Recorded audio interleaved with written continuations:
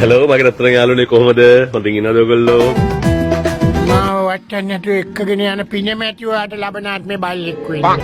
ලොකෝයි ඔයා ඔටෝනේ මැනුවල් නෙමෙයි.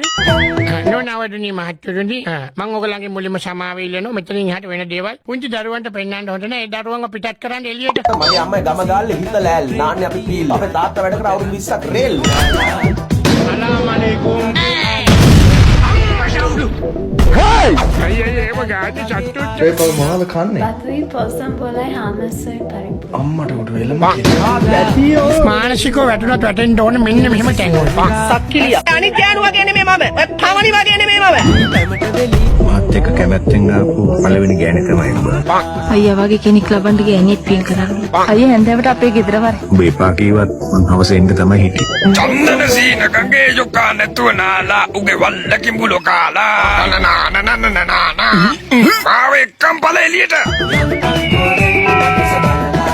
රාජ්‍ය බැංකුව තමයි අපෝ හොරා කන්නේ. අඩිසියේ අහන්නකෝ අනේ මේ වැඩ කරන අපේ විරුවා මව් බිමට හෙමින් කෙලියා. පළලා.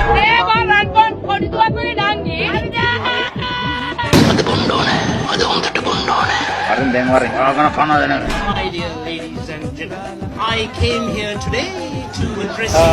කියන්න තියෙන මෙච්චරයි. ඔන්නම විසිගිනිදල් දේවතාවා සිරසගිනිගත් ආනුභාවයෙන් රාණි රාජා මල මාර්ගයේ ගිනිහිර ඩංගු සිවතාංගු රාමකයි කෝද කෝදේ සහ